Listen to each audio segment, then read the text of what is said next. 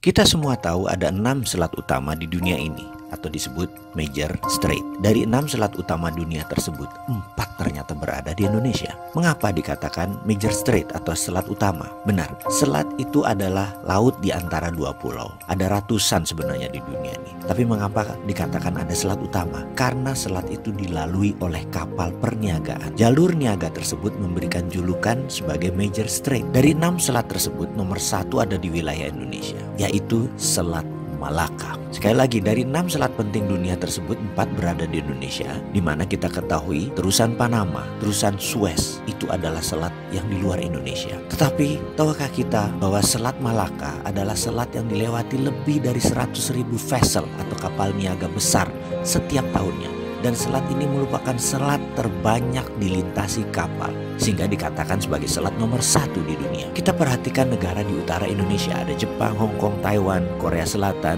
Cina, di mana semuanya adalah negara produsen besar di dunia. 20% vessel mereka ke Amerika Utara, 80% kapal niaga mereka menuju arah Asia Timur, Asia Tenggara, Afrika, dan Eropa. Dan semuanya melalui selat di Indonesia. Bahkan ada 18 juta barel per hari kebutuhan BBM negara utara Indonesia tersebut, di mana 80%-nya disediakan oleh Selat Hormuz, juga melalui Selat Malaka. Australia kalau mengirim barang ke negara utara Indonesia tersebut, pasti melewati Selat Lombok dan Selat Makassar. Lalu Indonesia dapat apa sih sebenarnya? Jujur, Indonesia tidak dapat apa-apa dari laut yang dipakai tersebut, dari selat yang dipakai tersebut, tidak dapat apa-apa. Oke, itu masa lalu. Kalau ke depan bagaimana? Bagaimana kalau kita kendalikan selat itu sebagai aset bangsa? Peraturan internasional tidak ada yang mengatur negara archipelago seperti wilayah Indonesia, seperti wilayah negara-negara Pasifik Selatan. Kita peraturan internasional itu selalu mengacu pada aturan kontinental atau daratan.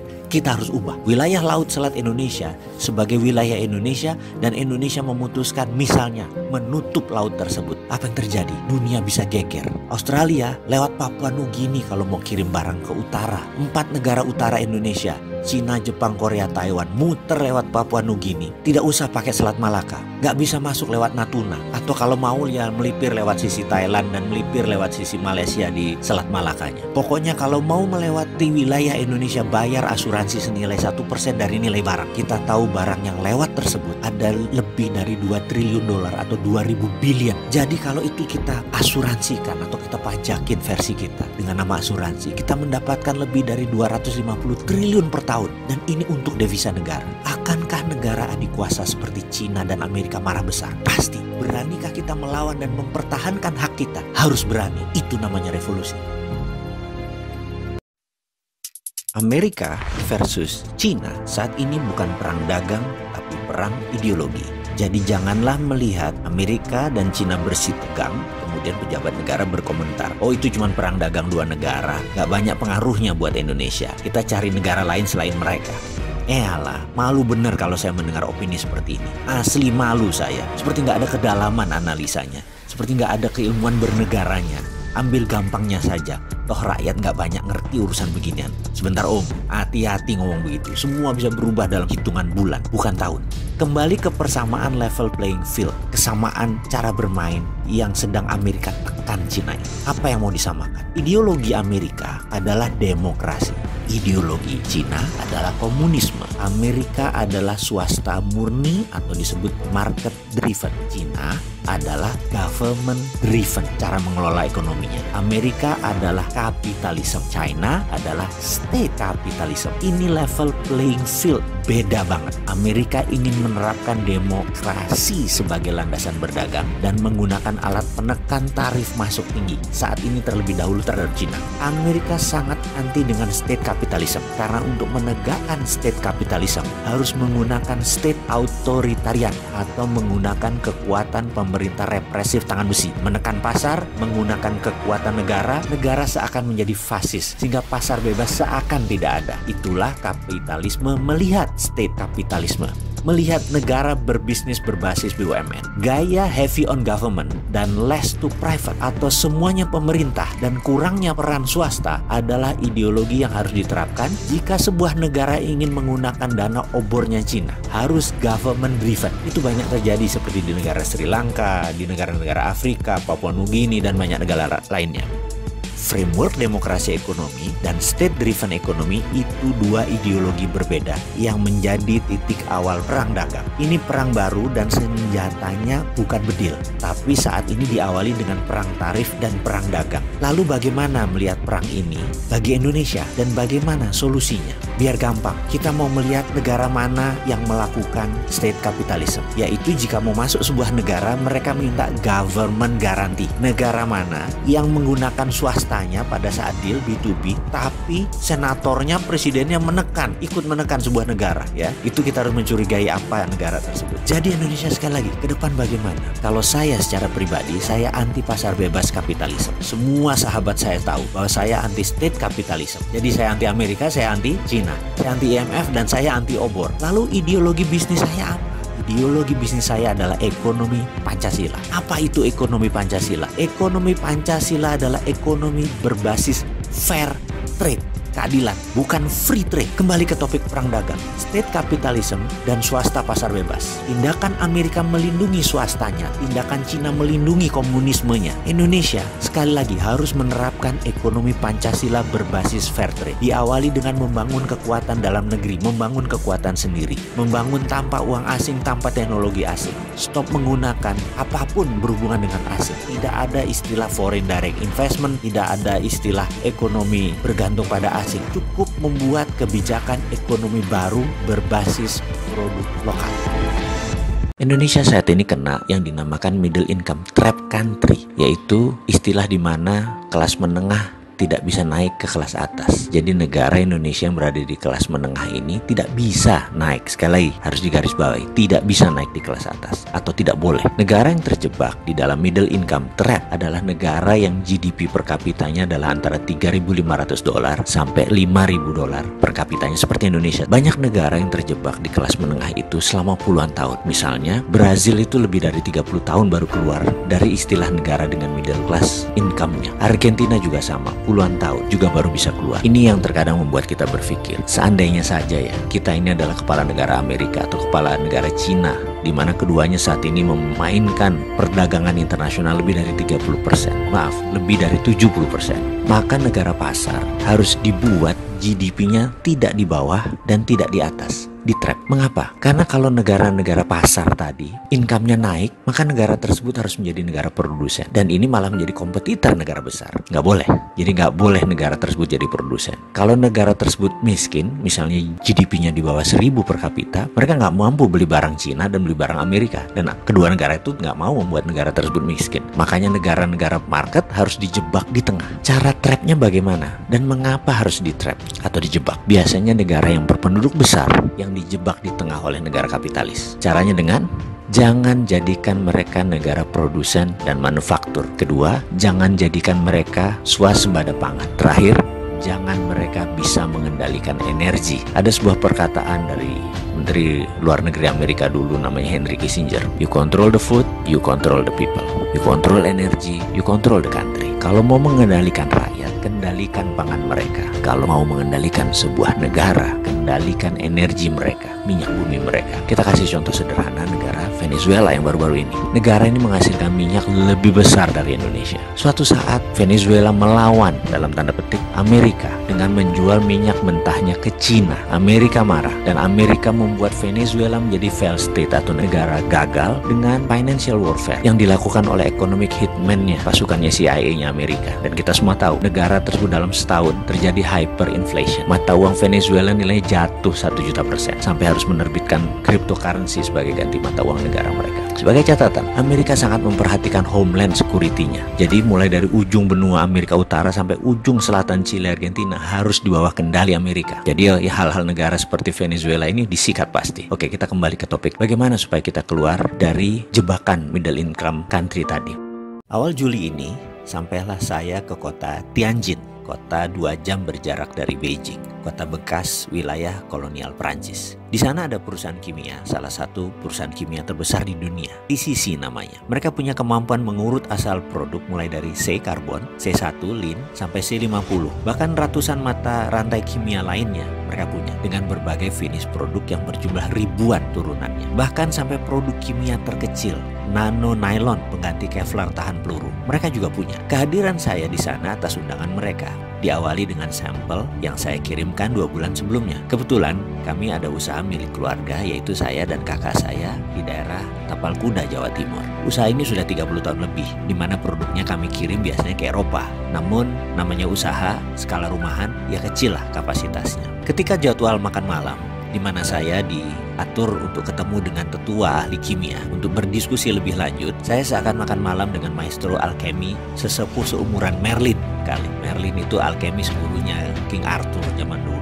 Bahasa Inggris mereka sempurna, walau mereka bertiga usianya sudah di atas 84 tahun. Pendidikan mereka didapat di kampus kenamaan di Amerika dan Eropa. Mereka tamatan MIT dulunya, way back then, sewaktu mereka ambil program doktor. Salah satu di antara mereka mulai membuka pembicaraan dengan pertanyaan, how can you mix the precious metal with common metal, becoming alloy like this? Katanya sambil menunjukkan sampel yang saya kirim.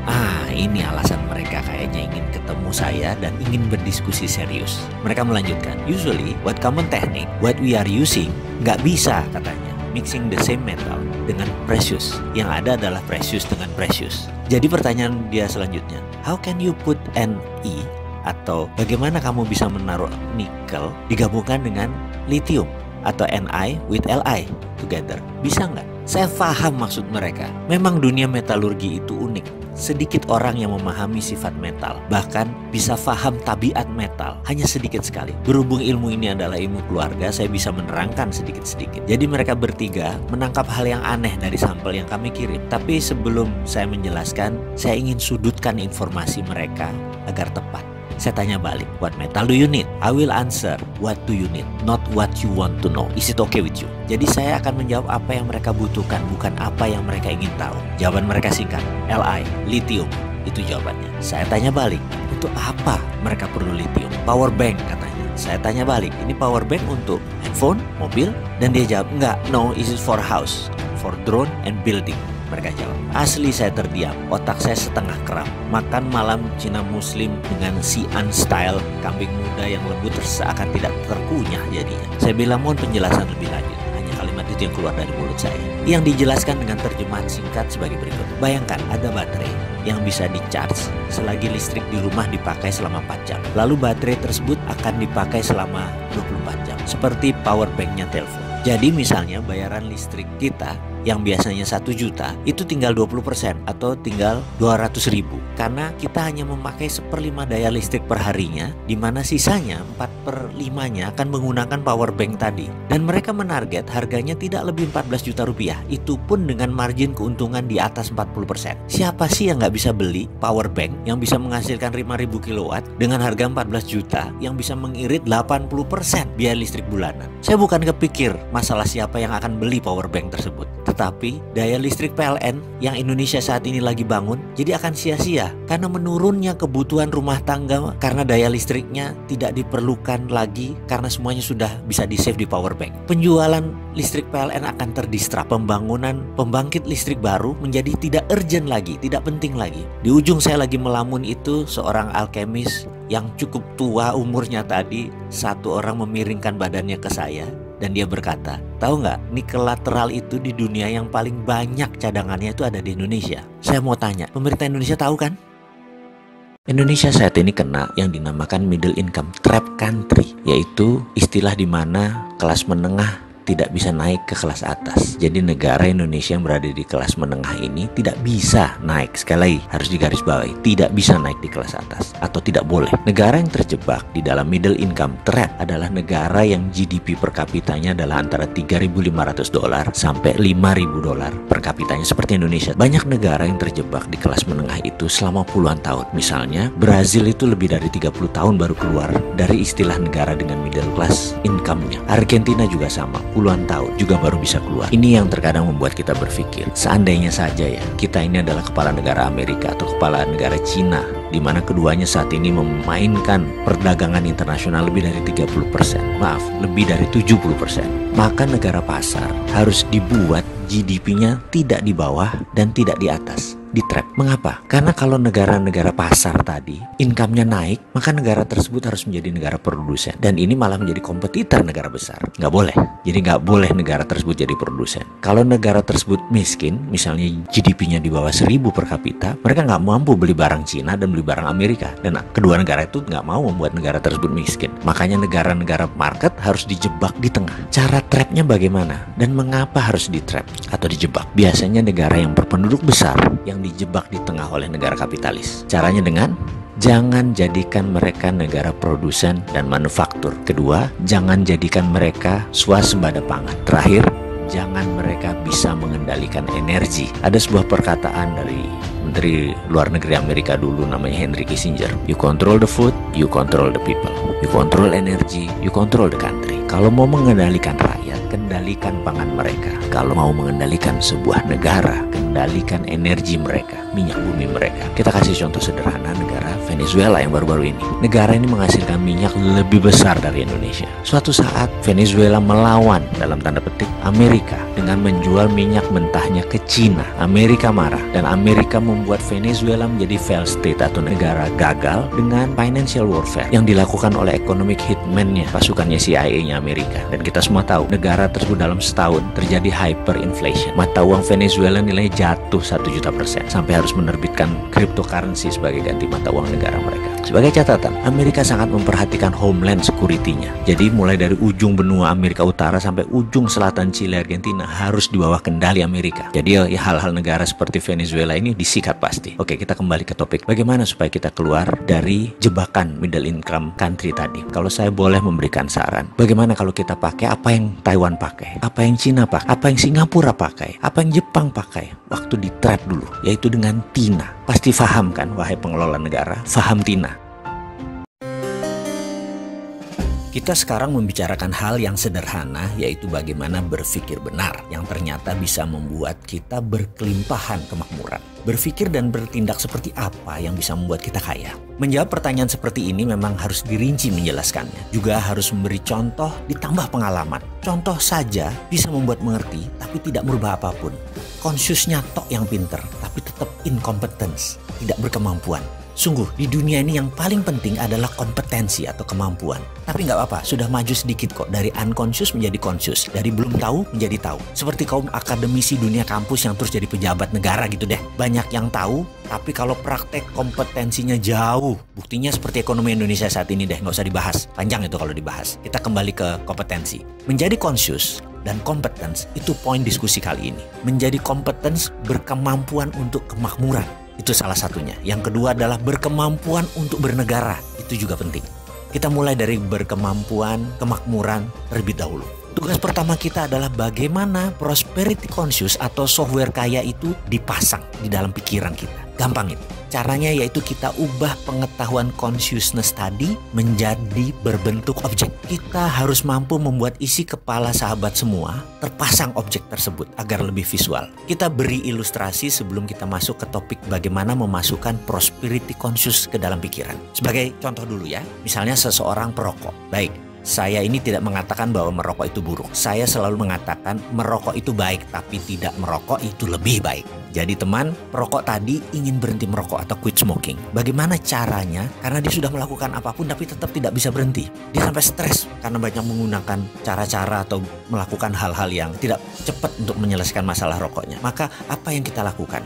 Maka kita sebagai orang yang diminta untuk menghilangkan kebiasaannya merokok adalah harus mengubah objeknya dulu. Mengubah database di otaknya. Sekarang objek dalam pikirannya, merokok itu menyenangkan. Nikmat rasanya, dan hal-hal positif lainnya, perasaan dia. Maka kita mengubahnya dengan memberi dia objek baru. Jadi contohnya kita duduk di depannya, kita bawa 2 slof rokok favoritnya 24 bungkus, lalu kita duduk bersamanya. Dia disuruh merokok. Setiap batang habis kita nyalakan lagi ya, batang habis nyalakan lagi, terus aja. Begitu masuk bungkus kelima, dadanya mulai sesak. Dan apa yang harus kita lakukan? Paksa dia merokok terus selama 6 jam ke depan, sampai 1 slof 2 slof itu habis tanpa jeda. Matanya pedih, dia bisa menang, dadanya sesak, sebel dan segala rasa buruk masuk ke dalam dirinya dengan pengalaman baru tadi. Dan kita nggak boleh peduli, mau dia apapun kita harus sadis, kita harus sontoloyo, kita harus kejam sampai dia nggak bisa nafas, sampai sesak entah dibungkus keberapa. Di saat itulah proses ubah objek tadi berhenti. karena dia ada objek baru masuk ke dalam pikirannya. Di sini teman kita tadi sudah punya pemahaman baru. Dulu merokok itu menyenangkan, sekarang merokok itu nggak enak. Merokok tuh bikin sesak, bikin sakit, bikin trauma. Dan dengan seketika dia pun berhenti merokok. Disinilah seninya kita meletakkan database di kepala seseorang tadi. Merubah objek lama merokok itu enak menjadi merokok itu menjadi tidak enak. Dan dia langsung quit smoking. Keterampilan merubah sesuatu objek baru tersebut dikenal dengan istilah dalam aplikasi psikologi adalah Progressive Object Experience Technique. Kita akan masuk mulai dari situ. Jadi sekarang sudah mulai paham kalau anak keranjingan gadget. Sudah tahu dong bagaimana solusinya sekarang. Atau kalau suami selalu pulang malam. Sudah tahu dong bagaimana mengendalikan suami sekarang. Atau gini deh, kalau istri doyan belanja. Sekarang sudah paham bagaimana mengontrol dia kan? Oke, sekarang kita kembali ke cara meletakkan software kaya dalam pikiran kita. Tapi karena kepanjangan, kita lanjutkan di video berikutnya.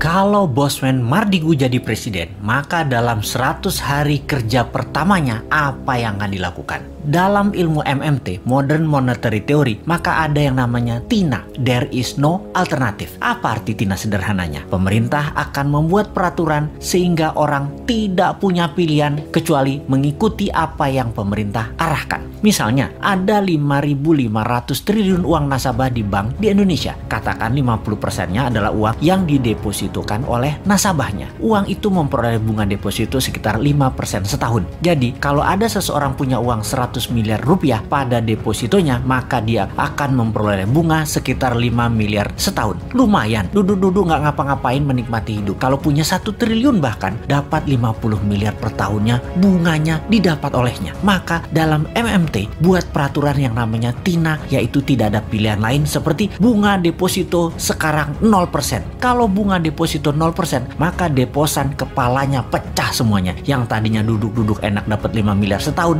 tahu-tahu dapatnya 0. Maka uang tersebut bakal ditariknya keluar. Maka pilihannya kalau dia kirim ke luar negeri tanpa underlying transaction atau tidak ada transaksi hanya pindahin uang, dia akan kena pasal flight capital, penjara 5 tahun. Keluar uang dari Indonesia harus ada masuknya atau transaksinya. Misalnya beli alat produksi atau apapun yang bermanfaat. Kalau mau deposito di luar negeri, tukar mata uang asing, flight capital, penjara 5 tahun. Apa yang terjadi kalau TINA diterbitkan regulasinya? Sementara dari 5.500 triliun, setengahnya adalah deposito yang tidak berbunga. Maka uang tersebut mendadak bisa keluar dari bank dan masuk ke sektor real. Jadi pabrik, jadi hotel, jadi kafe, invest di UKM, dan uang yang 2.000 triliun rupiah itu atau sama dengan APBN mengalir deras ke sektor ekonomi produktif. Ekonomi Indonesia dalam semalam akan berputar. Makanya jangan pilih Bosman jadi presiden.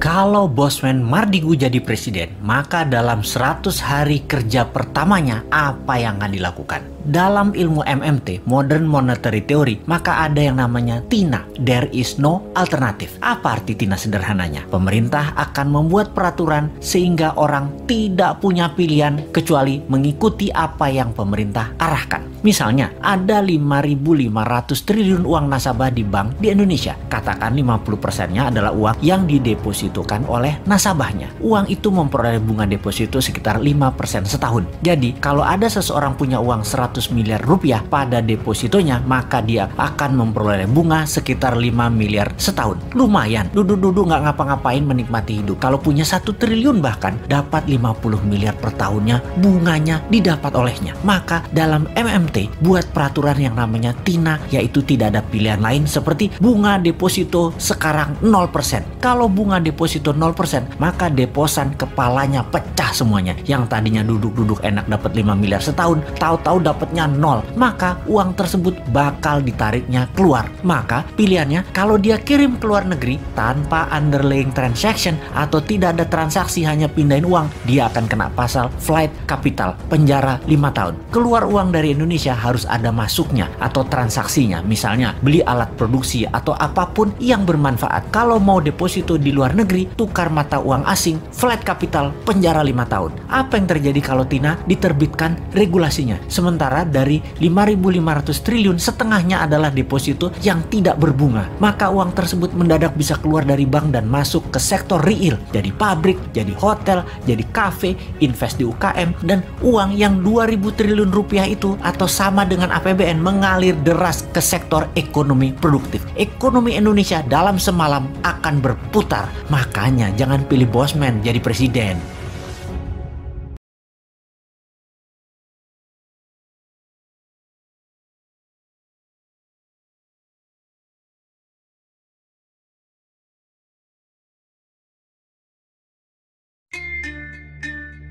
Secara pembangunan nasional, ternyata kita harus membangun 1 juta rumah.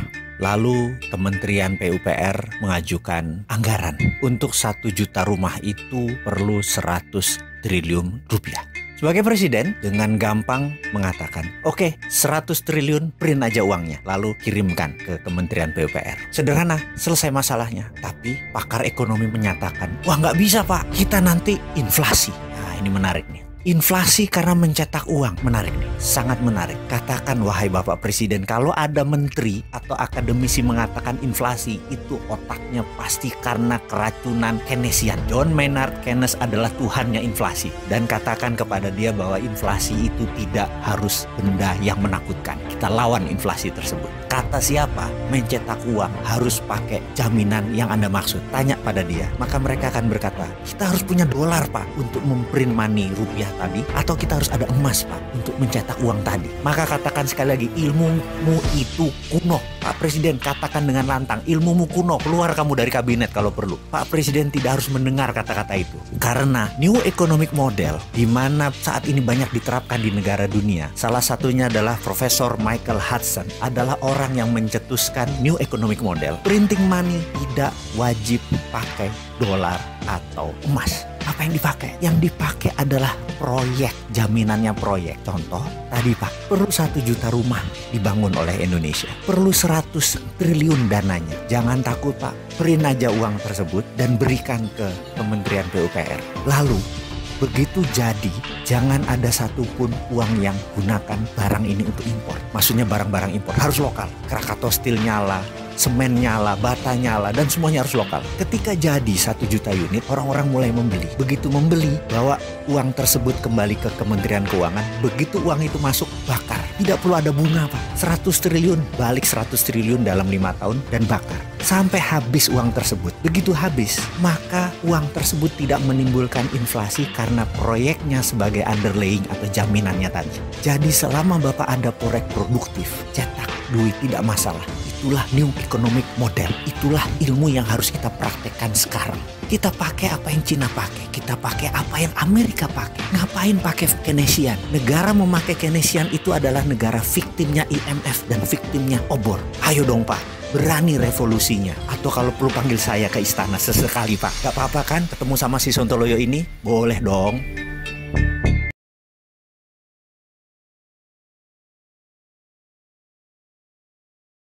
Kita semua pasti pernah mengetahui apa itu kompetensi. Kompetensi adalah kemampuan dan keterampilan seseorang dalam bidang tertentu. Pada setiap bidangnya, kompetensi kita selaku individu itu berbeda-beda. Dan sebagaimana kita ketahui, level kompetensi tersebut pun ada 4 macam, 4 tingkatan atau 4 strata. 4 tingkat kompetensi yang saya maksud kali ini adalah kompetensi yang digabungkan dengan tingkat kesadaran. Dan mengapa kita membahas harus ada kesadarannya atau awareness-nya? Karena consciousness, kesadaranlah awal dari perubahan.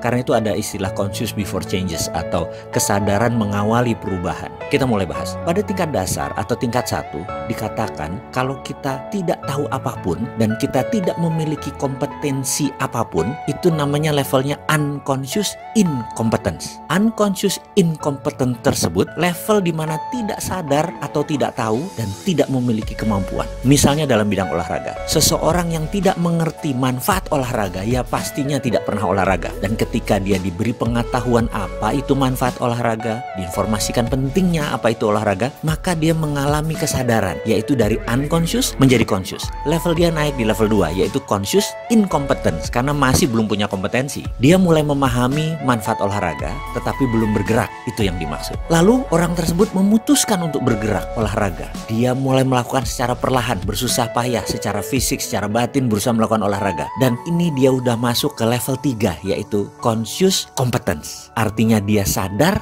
dan berkemampuan. Lalu dia paksakan terus berolahraga. Lalu dia masukkan setiap hari, tiada hari tanpa olahraga. Dia mulai gelisah jika tidak berolahraga. Tubuhnya mulai tidak enak jika tidak berolahraga. Bicaranya pun setiap hari tentang olahraga. Apa yang matanya lihat kalau lagi jalan semua berhubungan dengan olahraga. Pikirannya selalu mendahulukan olahraga. Matanya dia berbinar-binar jika bicara dengan komunitas yang suka olahraga. Makan, berjalan, selalu menyempatkan olahraga dalam pikirannya atau dalam tindakannya. Maka dia sudah mencapai kompetensi yang tertinggi, yaitu level 4 yang disebut unconscious competence. Kemampuan Anda sudah berada di subsistem paling dalam. Kompetensi Anda sudah di atas rata-rata. Teruskanlah mengulang tersebut agar menjadi master. Ada sebuah catatan penting, yaitu memasukkan keterampilan kompetensi ke bawah sadar adalah seni tersendiri. Karena begini, level 1, 2, 3 itu bisa instan. Namun level 4 perlu dorongan tersendiri, perlu tenaga push, bisa self push dari dalam diri kita, bisa tekanan dari luar. Dan itu penting. Jujur, kalau ditanya yang tersulit adalah di level 3 dan 4. Sekarang itu adalah bicara olahraga. Kita bicara bidang lain. Di manakah level kompetensi kemakmuran Anda sekarang? Oke, kita renungkan pertanyaan ini. Karena bagi saya penting untuk mengetahui di level berapa sahabat semua punya kompetensi kemakmuran. Dan setelah ini, maukah sahabat meningkatkan level kompetensi tersebut ke level tertinggi, level 4? Dan saya berdoa semoga semua kita ada di level 4. Semoga sahabat semua cita-citanya terkabul agar bisa menjadi di level 4, level kompetensi kemakmurannya. Dan juga satu lagi ada yang penting. Pejabat negara, pejabat pemerintahan sekarang, di mana level kompetensi bernegara Anda? Mudah-mudahan level kompetensi bernegara Anda sudah di level 4. Jangan seperti kemarin-kemarin, berat nanggung bebannya kita-kita ini.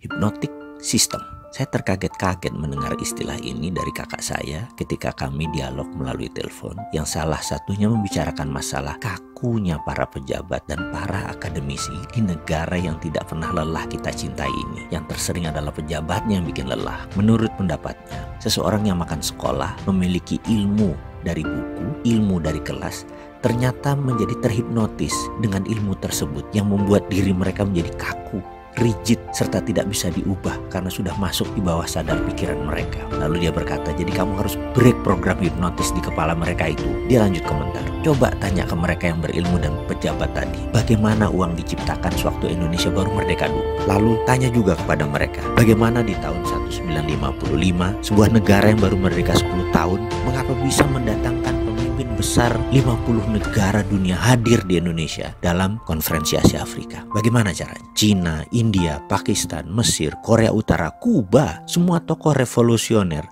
semua mengharap dukungan Indonesia. Di sana di tahun 55 itu ada Nehru, Gamal Abdul Nasser, Bhutto, Mao, bahkan tokoh legendaris mana yang tidak ada hadir di kota kecil yang bernama Bandung di sebuah negara yang baru 10 tahun merdeka. Kenapa mereka bisa hadir? Karena Soekarno menghipnotis mereka. Soekarno tahu banyak kekayaan alam Nusantara yang bernama logam mulia. Memang masih dalam gunung, belum dieksplorasi. Inilah yang Soekarno dengungkan bahwa dengan deposit aset metal berharga ini, Indonesia bisa mencetak uang lebih kuat dari dolar. Dan semua negara yang hadir menjadi kemecer meminta bantuan Indonesia. Soekarno mengacu pada Swiss Metal Deposit, bank metalnya Swiss, di mana Swiss mengumpulkan banyak material solid metal berharga yang dipakai sebagai jaminan atas uang dari banyak orang kaya di dunia. Swiss dipercaya para orang kaya untuk meletakkan uang mereka karena Swiss punya deposit metal berharga. Di sisi lain, kata Soekarno, mengapa harus jadi metal dulu? Masih deposit di gunung itu aset, jadi bisa kita cetak duit dengan nilai yang besar. Oke, baiklah. Sekarang Indonesia ke depan bagaimana? Sudah mulai paham dengan Sanepo kiasan video ini? Sudah siapkah membuat dunia kemecer?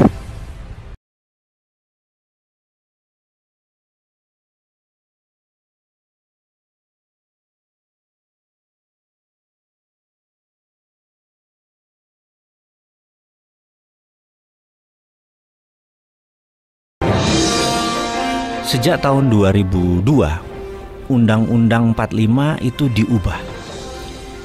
Jadi cara berdemokrasi kita diubah. Bukan Undang-Undang 45 tapi Undang-Undang 2002. Tidak salah, karena kemajuan zaman harus merubah juga banyak hal, termasuk Undang-Undang Dasar. Karena cara kita bernegara yang membedakan kita dengan negara tetangga adalah platformnya kita bernegara, yaitu Undang-Undang Dasar. Platform ini penting. Jadi kalau nggak ada platform ya kita nggak punya negara. Nah, platform kita adalah Undang-Undang Dasar 2002 saat ini. Ini harus dipahami. Dan demokrasi saat ini yang dengan berdasarkan Undang-Undang 2002, ada hal yang tidak saya nyaman yang namanya one man one vote atau popular vote, di mana di dalam memilih satu orang memiliki satu suara. Saya menganggap itu tidak adil malah. Karena ada seorang kiai, hafal Quran, perilakunya baik dan terpuji memiliki banyak hal yang mulia, suaranya satu, dibandingin para koruptor, penjahat, pemerkosa, suaranya juga satu gitu ya. Sementara di dunia ini banyak orang baik atau banyak orang yang minus sih gitu ya. Ya pastinya yang minus yang lebih banyak. Karena itu orang-orang minus ini dibayar juga bisa. Jadi saat ini demokrasi kita kalau menggunakan one man one vote di negara yang belum dewasa, tingkat pendidikannya 60% masih tamatan SD, itu menjadi berbahaya, menjadi memukul kita balik. Sudah 3 kali kita milih presiden, 2004, 2009, 2014, terakhir 2019. Cara ini tidak menghasilkan sumber yang lebih baik. Bahkan kemarin tanding 2 ini aja banyak bertanya, masa calonnya cuma ini sih gitu ya. Karena sistemnya tidak membuat orang lain yang kompeten bisa masuk gitu ya. Oke, kita nggak bicara itu, kita akan membicarakan bahwa itu udah disepakati. Tapi ke depan boleh nggak kita ubah gitu ya, dari popular vote menjadi electoral vote. Electoral vote ini adalah adanya pembobotan. Amerika secara hitungan Hillary Clinton itu lebih populer, tapi bagi si para pemegang electoral vote yang suaranya 5, 7, ada yang 70 itu, ada 2 iblis atau devil. Donald Trump itu disebut non-devil, devil yang kita kenal. Kalau Hillary itu unknown devil. Jadi harus memilih unknown yang tidak dikenal atau non. Lebih pilih iblis yang gue kenal deh. Pemilik suara yang electoral vote ini memilih Trump. Akhirnya Trump yang jadi. Demokrasi ala Amerika yang katanya biangnya rajanya demokrasi aja, tidak pakai one man one vote. Padahal udah dewasa tuh. Menurut saya adalah ke depan demokrasi di Indonesia saya sarankan menggunakan pembobotan electoral vote. Anggota DPR, DPRD, para negarawan, para orang parlemen ini semua, saya mohon bantulah kita ini, rakyat ini, untuk menggunakan demokrasi ala kita. Jadi ke depan saya harapkan adalah di 2024 menarik, karena saya yakin yang tua-tua ini yang bikin masalah ini sudah tidak bermain lagi. Yang ada tinggal yang muda-muda yang sekarang umurnya 48, 50. Nah, ini yang menarik. Karena rasanya yang di atas 60 tuh udahlah dibungkus aja lah, udah 2024 nggak mungkin main. 2024 generasinya muda, kalau bisa menggunakan electoral vote.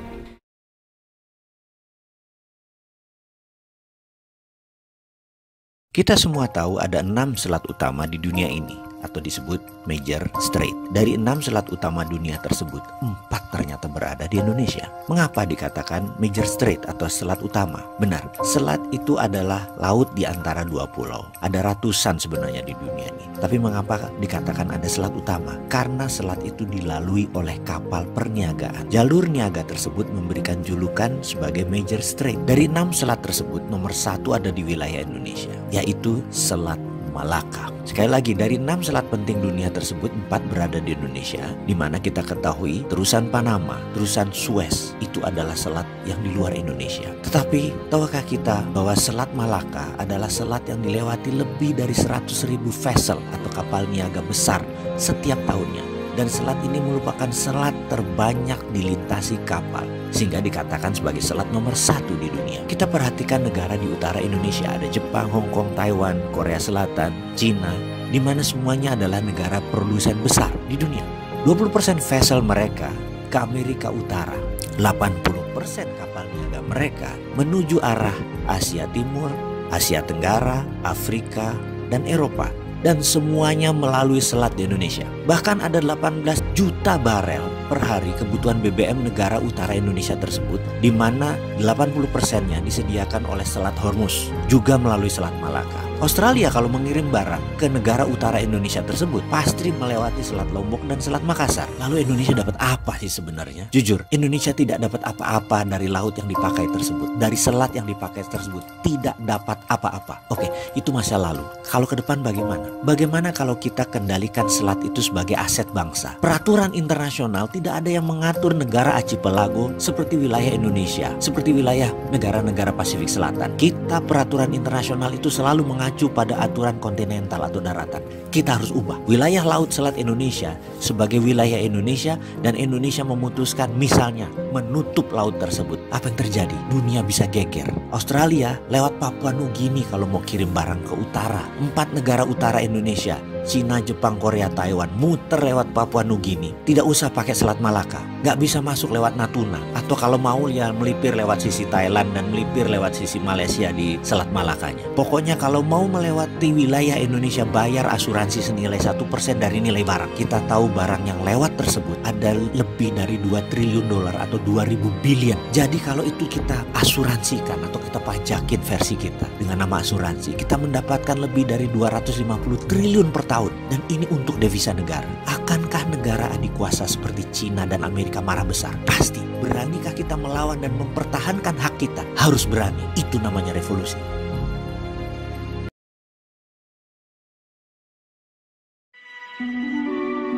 Bener deh, normal itu membosankan. Kita perlu sontoloyo untuk membangun ekonomi Indonesia ke depan. Ada sebuah peluang yang bisa dilakukan oleh BUMN, misalnya Inalum, untuk membangkitkan ekonomi secara cepat, yaitu dalam membangun infrastruktur dinamis berbasis industri. Dan kali ini membangunnya harus dengan cara sontoloyo. Cara sontoloyo itu adalah dengan modal sekecil-kecilnya, kalau perlu nggak ada modal, kerja sesedikit-sedikitnya, dan untung segede-gedenya. Jadi apa yang akan kita bangun? Kita akan bangun copper smelter.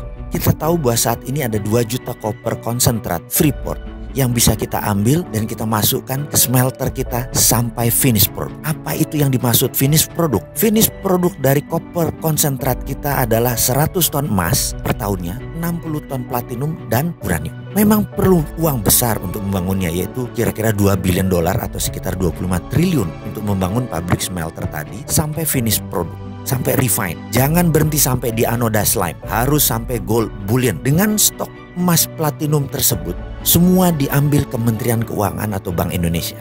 Untuk itu Bank Indonesia tidak perlu repot-repot menyiapkan dana besar. Produksi 20 tahun ke depan, copper smelter tadi diambil semua dan dibuatkan bond dari Bank Indonesia. Bond tadi nilainya katakanlah 6 billion dolar. Dan dengan bond tersebut, Inalum akan mudah mencari pembiayaan. Siapa sih yang nggak mau memberikan uang 25 triliun dengan jaminannya bond Bank Indonesia? Inalum pasti akan dapat dana itu. Sekali lagi, deal ini tidak memerlukan uang.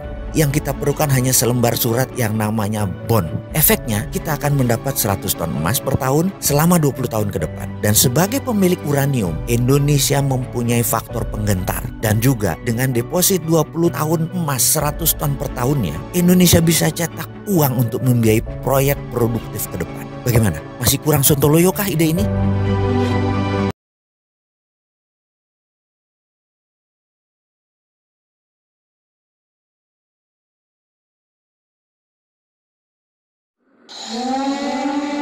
Dulu, Indonesia adalah negara pengekspor minyak dan member dari OPEC, negara-negara pengekspor minyak. Namun, ketika produksi menurun terus dan kebutuhan meningkat, maka di tahun 2005 Indonesia keluar dari OPEC karena Indonesia mulai mengimpor minyak. Kebutuhan saat ini adalah 1,5 juta barel per hari dengan produksi sendiri 800.000 barel per hari. Ini membuat Indonesia sampai akhir zaman akan menjadi negara pengimpor minyak. Dari BBM tersebut, berapa sih yang untuk konsumtif dan berapa sih yang untuk produktif? Ternyata yang konsumtif 60% lebih itu untuk kendaraan roda 2. Lalu untuk yang produktif kemana aja? Salah satunya yaitu untuk power plant atau pembangkit listrik tenaga gasolin atau solar atau juga LNG. Bagaimana kita ke depan mengurangi impor tersebut sementara BBM kebutuhannya meningkat? Pengalaman pribadi saya mungkin bisa jadi solusi. Saya memiliki perusahaan teknologi bernama Luxcell Teknologi. Perusahaan kami tersebut berhasil menghilangkan flare gas di Singapura. Kami memiliki surat resmi dari pemerintah Singapura, dari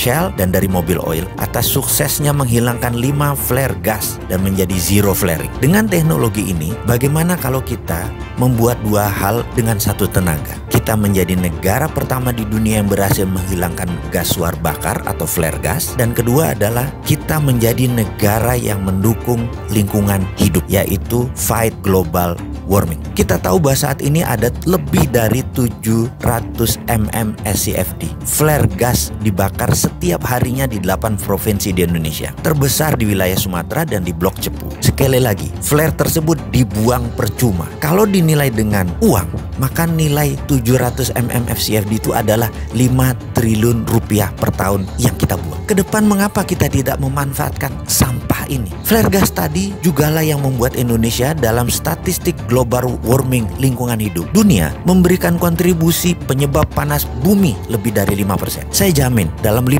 tahun kalau diberi izin sebagai agregator flare gas tersebut, Indonesia akan menjadi negara pertama di dunia sebagai zero flaring country. Hasil dari flare gas tersebut berupa LNG. Di beberapa daerah terpencil sekalipun, izinkan kami jadi pasukan oranye yang akan membersihkan sampah flare gas itu semua. LNG-nya bisa masuk PLN.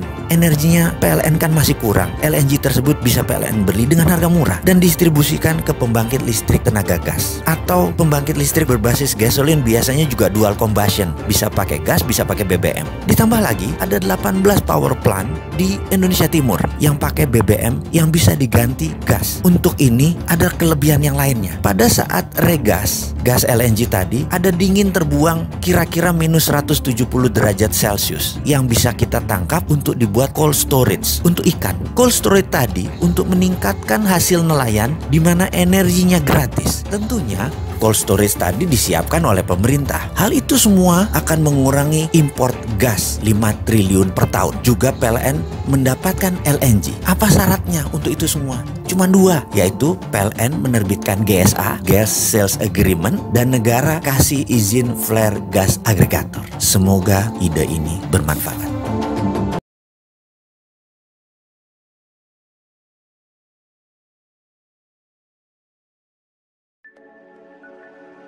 Wahai pemimpin bangsa, saya bukanlah pensil yang bisa melukis kebahagiaan, tapi izinkan saya jadi penghapus penghilang duka. Sesekali di awal cerita kita mengawali dengan gombalan. Apa yang mau digombalin memangnya? Tentang ekonomi. Kita semua tahu ekonomi Indonesia saat ini lagi mengalami masa yang berat, di mana defisit neraca perdagangan terburuk sepanjang sejarah. Ekspor berkurang, importnya naik. Ini mungkin salah satu yang bisa membuat pemimpin Indonesia saat ini berduka. Lalu bagaimana kita bisa menghapus duka tersebut? Kita mengacu pada apa yang Pak Cacu dulu lakukan ketika mengizinkan swasta masuk ke bisnis telekomunikasi. Dulu Telkom itu memonopoli telekomunikasi. Lalu dengan dibukanya swasta boleh masuk, maka ada 3-4 operator baru yang masuk, dan ternyata kompetisi itu membuat harga lebih murah dan jangkauan komunikasi menjadi lebih cepat serta luas. Demikian juga ketika Pak Rizal Ramli melepas monopoli Garuda sebagai satu-satunya pengelola transportasi udara, sehingga ada beberapa airline di Indonesia hadir. Ada 5-6 airline yang hadir. Secara fakta bisnis, ternyata Telkom, Telkomsel, dan Garuda Group tetap menguasai mayoritas pasar. Jadi dengan pengalaman tersebut, bagaimana kalau swasta boleh memproduksi BBM sendiri, mulai dari hulu pengeboran, distribusi, refinery, sampai ke konsumen di SPBU, juga di gas, di LPG. Jadi tidak dimonopoli oleh Pertamina lagi. Demikian listrik. Bagaimana kalau pembangkit listrik swasta boleh bangun di wilayah kerja listrik? Bahkan pendistribusian listrik sampai ke konsumen, baik perumahan ataupun manufaktur, bisa dilakukan oleh swasta. Tidak dimonopoli PLN lagi. Dengan dua konsep tersebut, jangkauan akan lebih luas, lebih cepat, dan akan membuat daya tahan ekonomi tidak bergantung pada satu lembaga lagi. Ketahanan energi dan pengadaan listrik itu vital bagi sebuah negara. Bagaimana saran ini, Pak? Dukanya sudah mulai terhapus?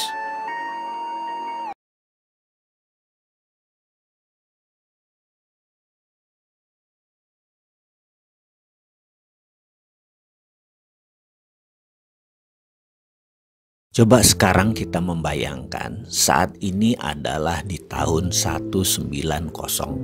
Apa yang kita bayangkan? Kita melihat apa itu peta dunia, geografi dunia di tahun 1900. Apa yang Anda lihat? Asia masih di tempat Asia, Afrika masih di tempat Afrika, Amerika masih di tempat Amerika. Tapi ingat, di tahun 1900 ada 100 negara belum lahir. Indonesia belum lahir, India belum ada, Cina bahkan belum ada. Lalu apa bentuk peta dunia di tahun 1900? Kita semua tahu bahwa peta tahun 1900 berbeda petanya dengan saat ini. Karena peta dulu adalah berbasis kolonialisasi. Jadi wilayah Asia di sini misalnya wilayah jajahan Belanda, kolonialisasi Inggris di India, di Afrika, Belgia, Portugis, Inggris, Perancis dan lain sebagainya. Jadi peta dunia ditentukan oleh peta kolonialisasi. Lalu terjadilah suasana yang di setiap saat di tahun 1900, setiap saat negara Eropa itu yang melakukan kolonialisasi di mana-mana, hampir perang di semua wilayahnya. Belgia hampir perang sama Inggris di wilayah tertentu, Portugis hampir perang sama Perancis di wilayah tertentu, Belanda perang dengan Inggris di wilayah tertentu. Itu membuat tahun 1900 adalah suasana yang sangat tegang. Itu terjadi. Lalu Inggris waktu 1900 memutuskan kalau terjadi perang pada saat itu mereka bisa dikatakan yang paling berat karena wilayah mereka yang paling besar. Lalu mereka memutuskan ada baiknya mereka mencari ally atau teman negara lain yang berpihak kepada mereka, aliansi atau sekutu. Mereka terfikir dengan Amerika, sebuah negara independen, kaya dengan minyak, kaya dengan teknologi, dan tidak dijajah siapapun dan tidak menjajah siapapun. Inggris sangat tertarik untuk bergabung dengan Amerika. Lalu dikirimlah delegasi tahun 1904 ke Amerika. Kemudian delegasi itu pun dibawa oleh Inggris ke Eropa. Delegasi Amerika melihat Eropa. Dan disinilah kesalahan Inggris yang pertama. Karena ternyata otaknya orang Amerika mulai terbuka pada saat itu. Di mana pada saat itu teknologi Amerika bisa 30 tahun bahkan 50 tahun lebih maju, lebih advance daripada Eropa. Buktinya senjata perang dunia pertama itu masih banyak yang locok, masih banyak yang satuan. Sementara bedil atau senjata koboi itu sudah revolver, sudah muter sendiri. Perang saudara di Amerika dan perang zaman koboi itu membuat persenjataan Amerika lebih maju dari Eropa. Kemudian juga perminyakan. Amerika jauh lebih maju karena sudah ada kerosin atau minyak tanah, sudah mau terbit gasolin, bukan sekedar minyak mentah. Bahkan 1906,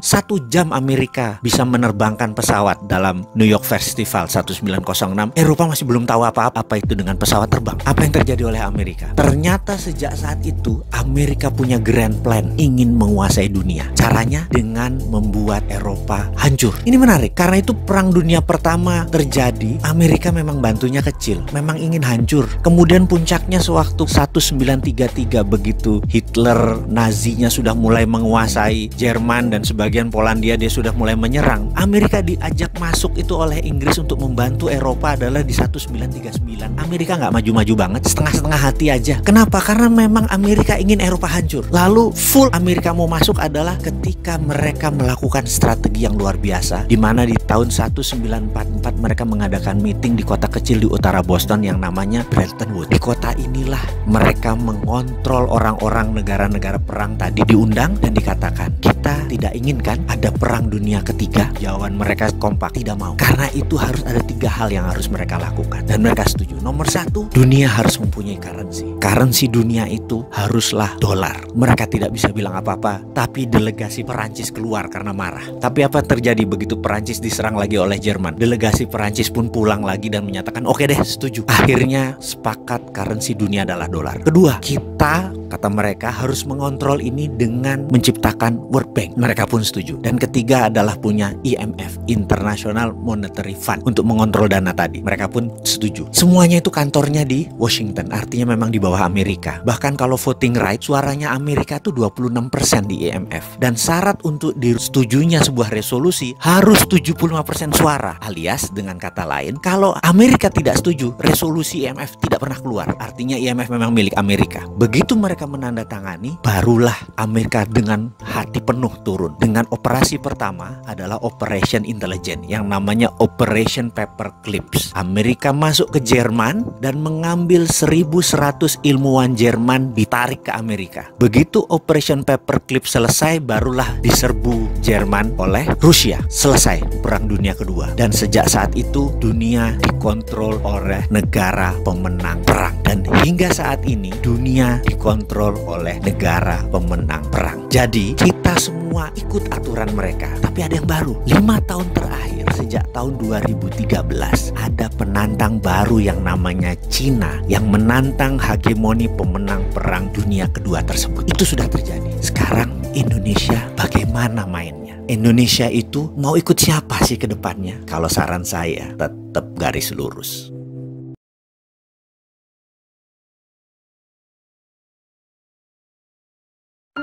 Rasulullah Muhammad SAW merubah nama kota Yatrib yang berarti tempat terasing di gurun gersang, di mana penduduknya saat itu banyak yang buta huruf, tidak berpendidikan, menjadi bernama baru yaitu kota Madinah Al-Munawwaroh yang memiliki arti kota yang bercahaya. Banyak orang di awalnya menganggap hal ini aneh, bahkan gila. Tetapi ternyata kata-kata tersebut memprogram pikiran penduduk Yatrib untuk membuktikan kebenaran narasi yang mengatakan Madinah adalah kota yang bercahaya. Tidak sampai 400 tahun setelah diucapkan, Madinah Al-Munawwaroh benar menjadi kota bercahaya dengan wilayah Islam mencapai kejayaannya di dataran Eropa. Narasi Rasulullah tadi memiliki makna mind programming, dikenal dalam dunia aplikasi psikologi dengan nama Projectory Imaginary. Sekarang kita memodel Projectory Imaginary Rasulullah tadi dengan penjabaran dalam manajemen modern. Ada sebuah klub olahraga bernama 49er. Klub American Football, sepak bolanya Amerika. Klub tersebut kelasnya mediocre, di tengah-tengah. Dalam 20 tahun tidak ada prestasi apapun. Terakhir masa jaya mereka adalah di sekitar tahun 90-an. Sudah lebih dari 5 pelatih dalam 20 tahun tetap membawa klub tersebut hanya di kelas menengah, di kelas mediocre. Sampai suatu hari masuklah pelatih baru bernama Jim Harbaugh. Di tahun pertama sebagai pelatih,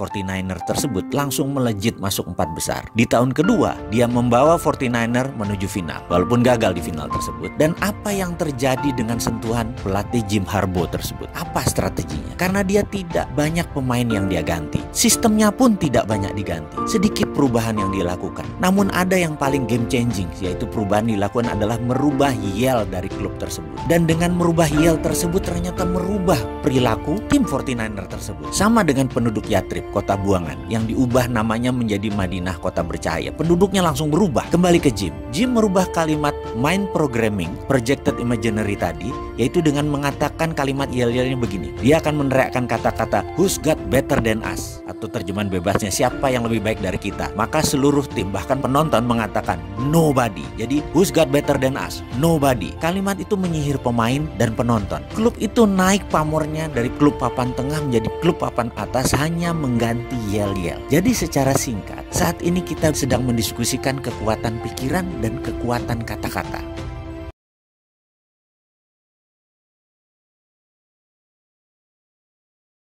Kita lanjut ya. Secara sains, kita bisa membuktikan bahwa hati-hati di dalam berpikir dan hati-hati di dalam berkata, karena kata-kata tersebut bisa menjadi kebenaran hakiki. Contoh, Anda suatu hari jalan, naik mobil atau naik motor, dompet Anda ketinggalan. Lalu Anda berkata, waduh, dompet ketinggalan, gue ketangkep polisi nih. Lagi di lampu merah, polisi ada ratusan motor atau ratusan mobil, dia menatap kita, toto dia samperin lo, lihat SIM-nya, Anda ketangkep beneran. Atau kita kasih contoh lain. Anda suatu hari lagi lihat HP, lalu dalam hati kecil Anda berkata, ini HP kalau hilang, alamat semua teman ada di sini nih, bahaya nih. Besok hilang tuh HP lo. Oke, kita lanjut lagi, ada contoh lagi. Kita lagi lihat kunci mobil, lalu Anda nyeletuk, ini kunci cuma satu nih, kalau hilang berabe nih. Besok kelupaan lo, nggak tahu di mana. Itulah kekuatan pikiran. Dan seperti halnya kalimat hadis ya, saya pernah mendengar bahwa Allah mengatakan aku adalah apa yang umatku pikirkan tentang aku. Jadi kembali ke kalimat tersebut.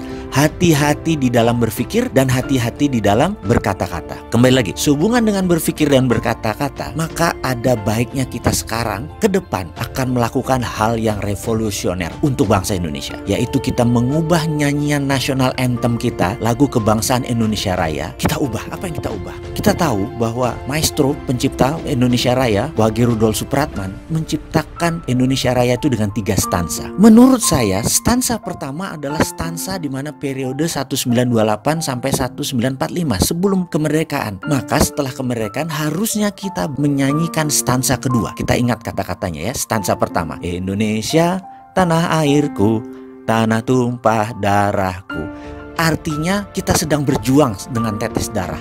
Kita lanjutkan. Di sanalah aku berdiri, jadi pandu ibuku.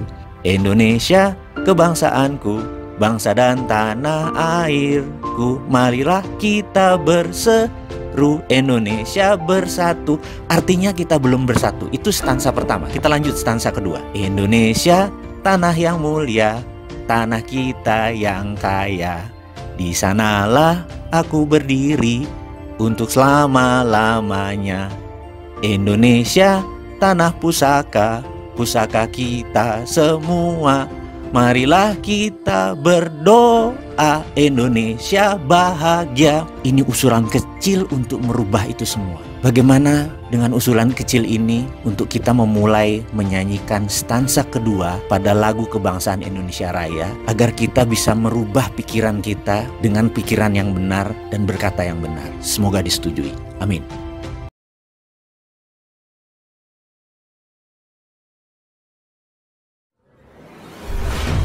Ada dua jenis harga di dunia ini. Satu yang namanya price taker, dua yang namanya price maker. Ada pengambil harga dan ikut pada harga yang telah diatur, dan ada pembuat harga. Pertanyaannya sekarang, harga minyak di dunia ini, di mana Indonesia adalah juga negara produsen dari minyak tersebut. Harga koper, tembaga, harga batu bara, di mana Indonesia adalah penghasil komoditas tersebut. Nilainya triliunan, bahkan ratusan triliunan per tahunnya nilai transaksinya. Lalu, apakah kita yang menentukan harga atau pasar? Siapa sih sebenarnya pasar itu? Siapakah price maker itu? Siapakah penentu harga itu? Jadi sendiri berdasarkan demand dan supply, atau ada yang mengatur dengan mengatasnamakan pasar dalam tanda petik? Adakah sebuah lembaga yang bermain? Adakah sebuah korporasi yang mengendalikan? Atau adakah sebuah negara sebenarnya yang mengaturnya? Siapa mereka? Bagaimana mengaturnya? Kenapa kita bangsa Indonesia bisa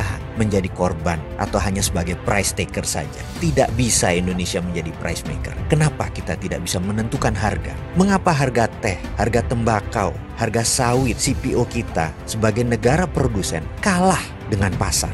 Atau karena bursanya di Bremen, di negara lain, atau bursanya untuk CPO ada di Malaysia. Walaupun Indonesia penghasil CPO terbesar di dunia, kita menjadi tidak berdaulat karena bursanya bukan di Indonesia. Apa karena itu? Mengapa ke depan kita tidak menjadi price maker saja? Untuk menjadi negara berdaulat, harus ada yang Indonesia dominasi. Dengan adanya yang Indonesia dominasi, maka kita punya efek penggentar atau deterrent effect. Kita lihat peta dominasi dunia. Entertainment didominasi Hollywood, Amerika. Trading, perdagangan dan logistik lebih dari 60% didominasi oleh China. Militer didominasi oleh Amerika. Anggaran militer itu 1000 billion, atau kalau seluruh dunia anggaran militernya dijumlahkan, termasuk China, Indonesia dan lain sebagainya, nggak ada apa-apanya dengan anggaran militer Amerika per tahunnya. Bisa bayangkan, jadi Amerika mendominasi militer. Teknologi informasi masih didominasi Amerika. Kosmetik kecantikan didominasi oleh Korea Selatan. Keuangan masih didominasi oleh Wall Street, Amerika. Minyak BBM, fisiknya mungkin di Timur Tengah, tapi Amerika masih mendominasi. Lalu, apa yang Indonesia bisa dominasi ke depan? Kita ini punya keunggulan geografi. Sumber mineral kita semua ada. Lahan yang subur, kita memiliki air. Lebih dari 95% wilayah Indonesia mengandung air, H2O. Matahari kita, lebih dari 99% wilayah Indonesia terpapar matahari. Pupuk dari barisan gunung vulkanik itu berjajar di 80% wilayah Indonesia. Dan kita memiliki jalur laut yang dilintasi kapal niaga, yang nilainya per tahunnya juga sangat besar. Lalu dengan kekuatan itu, apa yang kita bisa dominasi? Atau kita mulai dengan mendominasi bursa ikan. Kita ingin menentukan harga ikan dori, ikan tuna, dan lain sebagainya. Mengapa bursanya tidak di negara Indonesia, di negara archipelago ini? Kenapa kita nggak buat bursa ikan yang bisa menentukan harga ikan? Atau mengapa kita tidak menjadi negara penguasa food hegemoni? Kita mendirikan food estate di mana-mana, di banyak lahan di Indonesia yang masih kosong, untuk menjadi pangan dunia, lengkap dengan pengalengan dan pembekuannya. Mengapa kita tidak membangun bursa untuk mineral, logam industri, bursa tanah jarang? Sungguh Pak Pemimpin, mengelola negara kalau normal itu membosankan. Terkadang kita perlu sedikit gila untuk membangun bangsa ini. Itu baru namanya revolusi.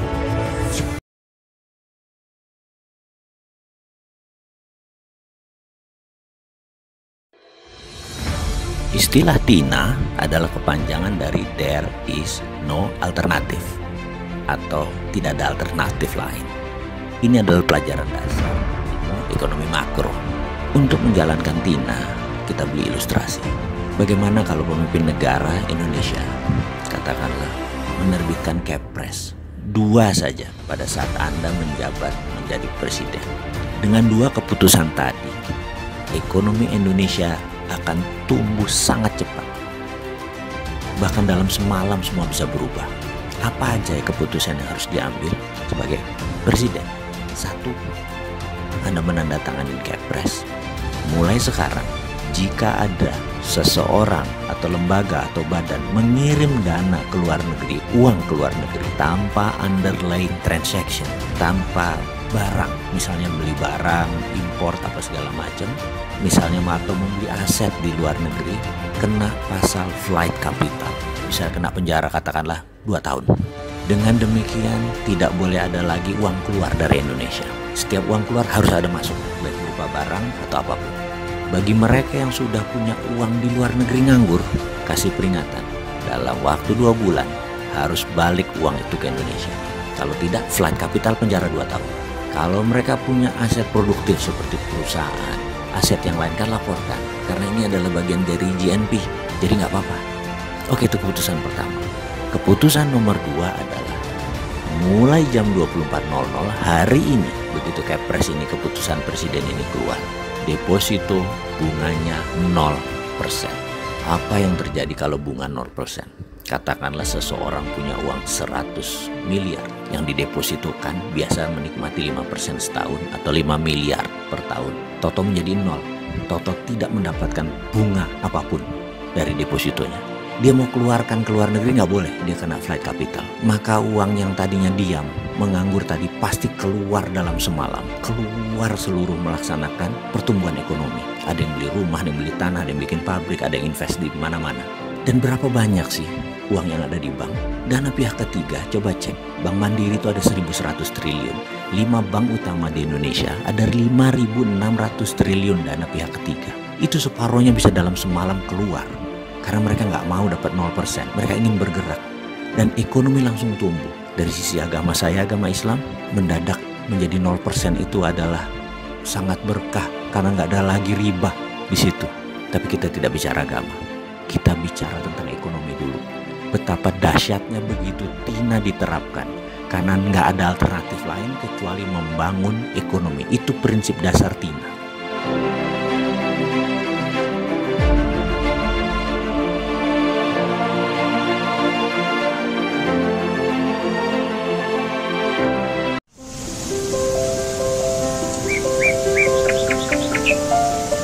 Pemerintah Arab Saudi akan melakukan hal yang sangat baru, sangat radikal, yaitu negara tersebut akan mengubah haluan negaranya dari negara petrodolar menjadi sebuah negara baru. Negara apa itu? Kita tahu petrodolar adalah negara yang menjual petrol atau minyak buminya untuk mendapatkan dolar. Pemerintah Arab Saudi tahu bahwa cadangan minyak bumi mereka paling lama adalah 40 tahun dari sekarang. Dan setelah itu akan habis. Dan apa yang terjadi kalau cadangan devisa mereka yang berupa petroleum tersebut habis? Mereka bisa saja menjadi negara pariah atau negara tersingkirkan, negara setengah gagal, negara yang bisa diinvasi oleh negara lain. Negara pariah adalah negara dengan kasta terendah. Sebelum hal itu terjadi, mereka akan mengubah haluan negara mereka yang tadinya petrodolar menjadi negara lifestyle dan service country atau negara jasa. Jasa apa sebenarnya yang akan mereka berikan? Mereka tahu petroleum tersebut hanya tinggal 40 tahun. Tetapi tamu Allah akan bertahan hingga akhir zaman. Karena itu mereka memforward atau menjual SWF. SWF adalah Sovereign Wealth Fund. Aramco akan menerbitkan SWF terbesar di dunia senilai lebih dari 2.000 billion dolar atau sama dengan 10 kali APBN Indonesia. Dengan dana tersebut mereka menggunakan jaminan sebagian dari 40 tahun cadangan minyak bumi mereka yang mereka ambil sekarang atau di forward istilahnya. Dana tersebut akan mereka gunakan untuk membangun negara wilayah Jazirah Arab Saudi untuk layani 10 juta tamu Allah setiap tahunnya. Mereka akan membangun hotel, membangun rumah sakit, dan membangun sarana infrastruktur lainnya demi melayani tamu Allah semaksimum mungkin. Intinya, pelajaran apa yang kita ambil dari strategi bernegara Saudi Arabia tersebut bagi Indonesia? Begini cara kita melihat tanah air Indonesia yang tercinta itu. Berapa lama dunia ini sudah berputar pada porosnya? Maka jika pertanyaan itu diluncurkan, maka jawabannya mungkin sudah jutaan tahun bumi berputar pada porosnya. Kalau diilustrasikan, kita tiupkan sebuah bola transparan yang kita beri glitter kecil-kecil yang mengkilap, lalu kita coba putar bola plastik tersebut selama 1 jam. Yang kencang, apa yang terjadi? Maka glitter kecil-kecil itu akan menempel di sekitar garis tengah bola tersebut. Demikian juga Indonesia. Mineral di bumi tadi banyak yang menempel di Indonesia. Semua unsur yang ada di tabel periodik semua ada di Indonesia. Maka kekayaan alam yang kita miliki tidak dimiliki bangsa lain. Karena sudah miliaran tahun, sudah jutaan tahun bumi berputar pada porosnya, dan porosnya tersebut sebagian besar adalah Indonesia. Kita misalnya menghitung cadangan nikel kita atau cadangan pasir besi kita, belum lagi cadangan emas, perak, platinum. Kita pilih satu mineral saja. Lalu cadangan tersebut kita terbitkan SWF, Sovereign Wealth Fund, di mana dana tadi untuk membangun sektor produktif. Misalnya kita membangun smelter atau kita membangun infrastruktur dinamis lainnya. Maka kita tidak perlu berhutang dalam tata kelola APBN ini. Cukup terbitkan SWF berbasis mineral. Satu saja, 10% saja nilainya, maka 2000 billion bisa kita dapat. Itu 10 kali APBN. Dan itu bisa membuat Indonesia menjadi negara superpower dalam 5 tahun ke depan. Jadi apalagi yang ditunggu? Wahai pemimpin bangsa,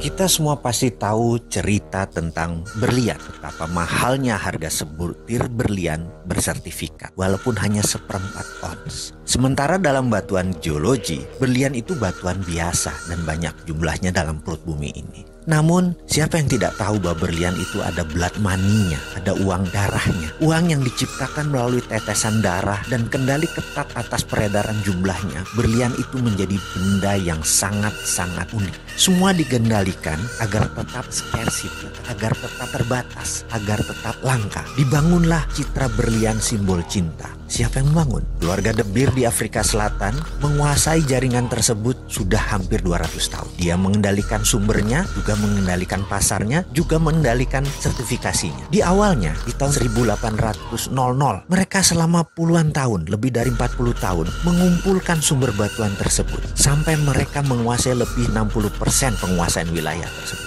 Dan di tahun 1860 mereka mendeklar dengan menyatakan bahwa berlian adalah simbol cinta, berlian adalah simbol kehormatan, berlian adalah sebuah kekuatan, berlian adalah sebuah kemurnian. Dan image tersebut membuat benda berwarna putih bening tersebut berharga ribuan dolar, walaupun dengan gramasi yang sangat kecil. Kalau Anda tahu itu batuan apa, tetapi kita tidak bisa apa-apa. Kita semua sudah menjadi budak atas pencitraan berlian tersebut. Kita hanya menjadi korban pengambil price taker. Kita tidak bisa menentukan harga berlian. Kita pasrah dengan harga berlian tersebut. Apakah ini kesepakatan bersama? Oh tidak. Ini adalah keterpaksaan yang diciptakan. Dan apa yang keluarga De Beer itu ciptakan dalam bahasa sederhana, dalam bahasa ekonominya adalah economic alchemy atau rumus kimia sukses. Citra berlian sampai saat ini sudah 160 tahun. Sudah banyak tertanam di bawah sadar kita bahwa berlian adalah batuan paling mulia dan paling mahal. Kita ambil contoh, kita sekarang punya batu aki, batu kecubung atau batu lainnya. Kita tidak akan pernah bisa mengalahkan citra berlian tersebut. Karena citra tersebut dikawal dengan ketat oleh keluarga tersebut. Sekali lagi, itu adalah yang namanya alkemi. Kita pun selaku pribadi harus menemukan alkemi diri kita. Kita harus menciptakan alkemi kita sendiri. Bahkan negara harus menciptakan alkeminya sendiri. Kalau enggak, kita tidak menjadi negara apapun. Kita menjadi negara victim. Seperti Amerika, mereka menciptakan alkemi. Mereka mengatakan mereka tidak menggunakan jaminan emas lagi pada tanggal 15 Agustus 1971 untuk mencetak dolar. Mulai saat itu mereka suka mereka mencetak dolar. Dan hari itu dinamakan hari alkeminya dolar. Dan itu alkeminya Amerika. Misalnya, strategi menaklukkan wilayah wilayah sewaktu Patih Gajah Mada menyatukan Nusantara dengan perjanjian logam, itu pun namanya alkemi. Kita tahu kan semua sejarah tersebut, di mana ketika Patih Gajah Mada menyatakan akan menyatukan Nusantara di bawah Panji Majapahit, ada puluhan kerajaan yang dihendak satukan. Dari selatan Thailand, Champa, dari utara Filipina, sampai sisi timur Melanesia, nyaris tanpa tumpah darah. Hanya ada satu perang dengan kerajaan Pasundan. Sisanya hampir tidak pakai perang yang tumpah darah. Yang dipakai adalah perjanjian logam. Emas Majapahit dipinjamkan ke berbagai kerajaan, dan mereka yang menerima pinjaman emas tersebut menaikkan Panji Majapahit bendera gula kelapa yang berwarna merah putih. Penaklukan Gajah Mada menyatukan Nusantara adalah economic warfare, menggunakan hegemoni ekonomi, bukan hegemoni militer. Cara itu pula yang ditiru Cina dengan strategi obor, One Belt, One Road, dipinjaminya economic warfare. Apa yang Gajah Mada lakukan? Itu adalah alkemi. Alkemi itu sekarang diambil oleh Tiongkok. Dan lucunya, Indonesia malah bagian dari alkemi tersebut. Itu ilmu milik Nusantara. Bagaimana sih ini?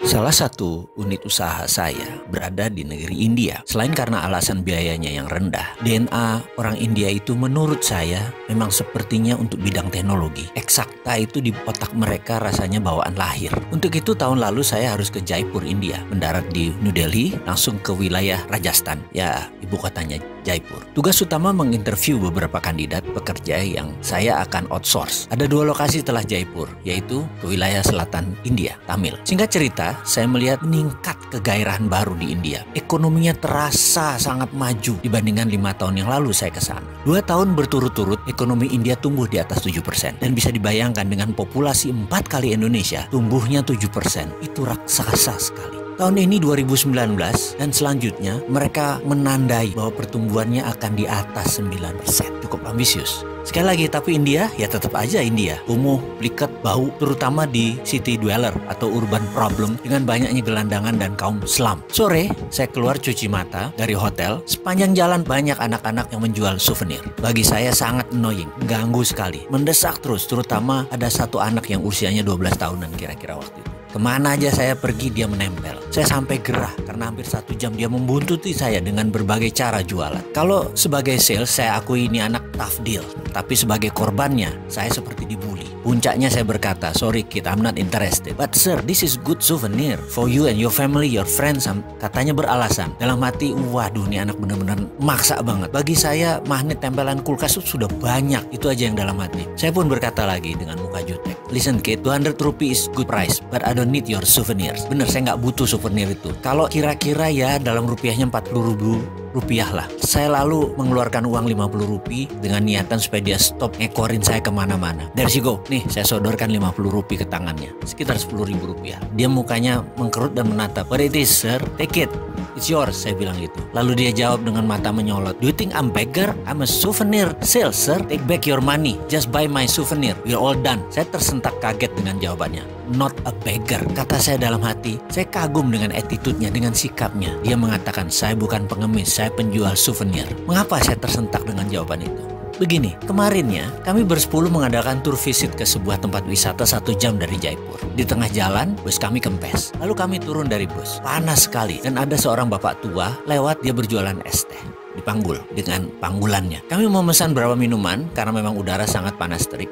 Ketika bus akan jalan, kami bertanya berapa harganya untuk 12 gelas teh es tadi. Dia berkata, 150 rupiah. Murah sekali, itu komentar kami pada saat itu. Saya pun mengeluarkan uang dan memberinya 300 rupiah dan berkata, take the chance, sir. Kata-kata ambil aja kembaliannya adalah bentuk apresiasi kami atas jasanya. Tapi to my surprise, yang mengejutkan adalah dia jawab, no sir, this is your 150 rupiah. I'm not a beggar, I'm a tea seller. Kata-kata not a beggar membekas sekali di hati saya sampai saat ini. Karena apa faktanya? Besoknya, ini anak 12 tahun di depan saya juga berkata, I'm not a beggar. Bagi saya, what an attitude. Ini kalau begini bangsa India bisa menjadi negara besar seperti zaman Barat sebelum Inggris masuk mengoyak tradisi dan kebesaran India. Jadi, hati-hati Cina dan Amerika, ada India yang siap menyusul Anda.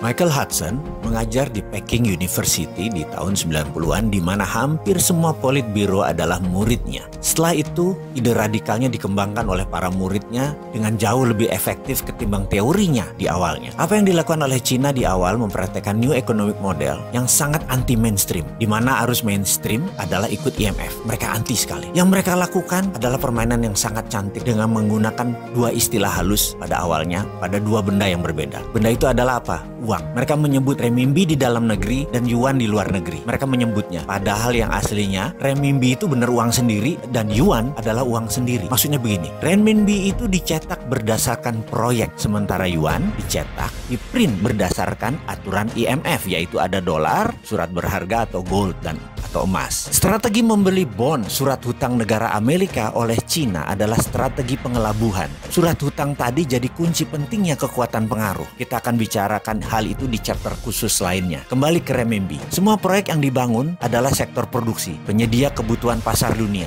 Dan sejak tahun 1980 terus dikawal dengan ketat print renminbi tersebut. Lalu bagaimana Cina menguatkan nilai yuan? Ini kita harus mengambil pelajarannya. Begini ilustrasinya. Kita, negara Indonesia, sepakat akan meningkatkan nilai rupiah. Maka kita menggunakan platform bernegara yang namanya Spice Road atau Spice Road Initiative. Ini hanya contoh, sekali lagi, ngapunten loh ya, hanya supaya bisa mengerti aja. Inisiatif jalur rempah tadi punya strategi yang sama, yaitu punya rupiah biru yang dicetak berdasarkan proyek, sementara kita mempunyai rupiah merah yang berdasarkan aturan IMF. Lalu kita mencari proyek, kita kirimlah kaum lobbyis ke berbagai negara tetangga kita terutama, misalnya ke Papua Nugini. Di sana kita cari calon pemimpin baru dan kita harus mempunyai kaki dalam tanda petik di sekitar pemimpin baru tersebut. Kemudian ketika Perdana Menteri baru Papua Nugini tersebut dilantik, maka sarankan dia untuk membuat proyek yang banyak dan kalau bisa jangka panjang, seperti jalan tol, pelabuhan, bandara, buat dam, pengairan, juga power energy atau power plant untuk listrik. Kita akan biayai proyek mereka tersebut 100%. Katakanlah kita dapat proyek $100 billion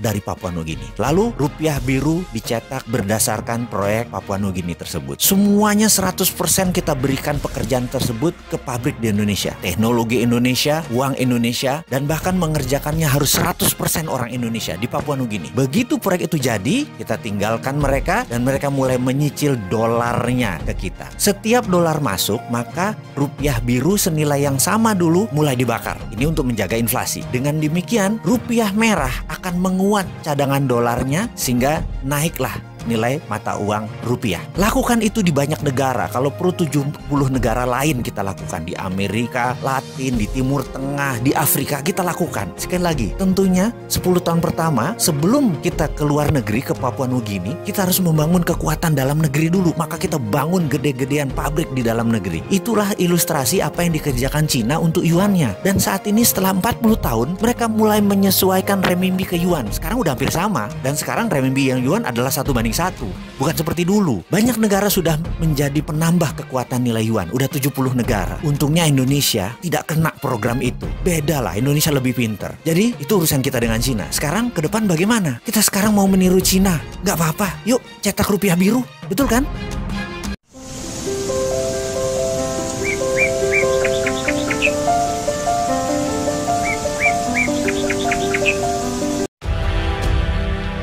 Platform adalah fondasi yang akan menjadi acuan sebuah program. Program tanpa platform maka akan menjadi rapuh karena tidak bisa bersinergi dengan lainnya. Dalam bernegara, platform ini disebut Grand Plan. Misalnya, zaman Pak Harto dulu ada Repelita, rencana pembangunan 5 tahun. Dari Repelita 1 sampai Repelita 6, sambung menyambung selama 30 tahun. Itu contoh platform. Kalau infrastruktur itu bukan platform, itu program. Infrastruktur itu bagian dari platform. Itu seharusnya. Atau kita beri contoh platform Amerika yang foreign policy-nya tidak pernah berubah sejak tahun 1940-an. Kennan Policy, sebuah kebijakan Menteri Luar Negeri Amerika atau State Secretary-nya yang bernama George F. Kennan, mengatakan bahwa penduduk Amerika adalah 5,6% penduduk dunia pada saat itu tahun 40-an. Dan sampai saat ini juga 5,6% kira-kira penduduk Amerika. Dan pada saat itu, mereka ingin menguasai atau sudah menguasai 54% kekayaan dunia. Ini kata-kata kata-kata penting dari Canon. We want to keep it that way forever.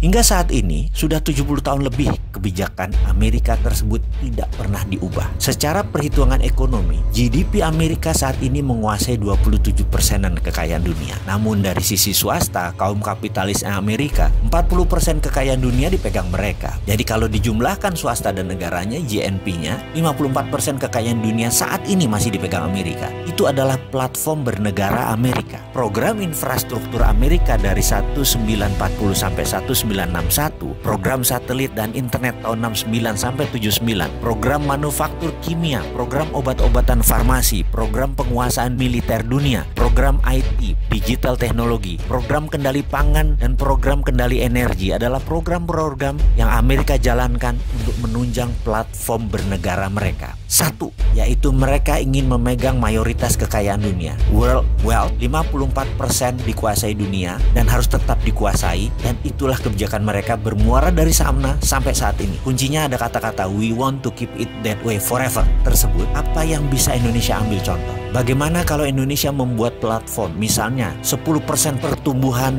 GDP nasional atau GDP per kapitanya menjadi $10.000 per kapita dalam 10 tahun. Indonesia tahun 2030 menjadi negara nomor 5 terkaya di dunia. Dengan platform itu, dengan GBHN tersebut, maka program dan SDM-nya harus disiapkan ke arah sana. Dengan platform seperti itu, Indonesia harus menyiapkan SDM, para menteri dan pejabat sebagai operator penggeraknya adalah harus orang-orang pilihan dan orang-orang kompeten. Terkadang saya batin, mungkinkah jabatan kementerian dan jabatan posisi strategis lembaga negara diisi oleh para politikus yang hanya bagi-bagi kekuasaan konsolidasi? Bisakah dengan cara itu mendapatkan 10% pertumbuhan per tahun? Bisakah dalam 10 tahun GDP per kapitanya jadi 10.000? Rasanya sulit ya, bener ya? Kalau tim bola kita analogikan untuk mempersiapkan pertumbuhan 10%, mana Lionel Messi-nya? Mana Suarez-nya? Mana kipernya? De Gea-nya mana? Masa diisi politikus sih? Apalagi diisi oleh mereka yang akan menari untuk menjadi pemimpin 2004. Pasti nggak kerja. Ini saran loh, kalau kita ingin 10% growth pertumbuhan dan GDP per kapitanya 10.000, ya harus ahlinya yang dipasang agar kita bisa menjadi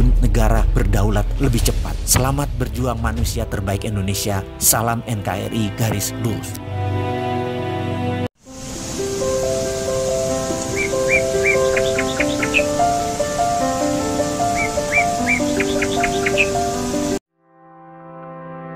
Saya terheran-heran dengan adanya chips di semua pohon di kota Guangzhou ketika saya ke sana beberapa waktu yang lalu. Hotel yang saya tinggali kebetulan di depannya ada taman yang cukup besar. Sore hari saya menyempatkan gerak-gerak sedikit untuk melepas penatnya karena panjangnya meeting. Karena ada chips di pohon itu, saya terus mengikuti langkah saya, bukan sekedar hanya di sekitar taman, tapi saya terus berjalan keluar dari taman tersebut. Setiap langkah saya selalu memperhatikan pohon-pohon yang ada di sekitar saya, dan saya heran karena tidak ada satupun pohon yang tidak ada chipsnya, pohon yang besar. Jadi saya terus saja mengikuti jalan tersebut sehingga akhirnya saya bingung di mana posisi saya sekarang. Karena jalan selama 1 jam tersebut menurut feeling saya di awal adalah arahnya berputar sehingga kembali lagi ke hotel tersebut. Tapi ternyata saya nggak ketemu hotel tersebut. Mungkin karena saya banyak ngelamun. Isi kepala saya ya chips tadi. Saya bertanya, ngapain sih pohon dikasih chips? Lalu seperti kebiasaan saya sebagai seorang introvert yang agak pemalu, saya malu kalau bertanya pada orang. Maka kotak ajaib saya adalah membuka Google Map sebagai solusi mencari jalan kalau saya lagi lost kayak saat itu. Saya pencet Google Map, yang terjadi adalah dia cuma muter-muter roaming. Saya baru sadar, ternyata Google itu dikendalikan di Cina. Emangnya seperti di Indonesia search engine asing yang berkuasa. Kalau di Cina ya produk mereka sendiri yang berkuasa. Jadi karena saya nggak punya Baidu Map, ya sudah, akhirnya saya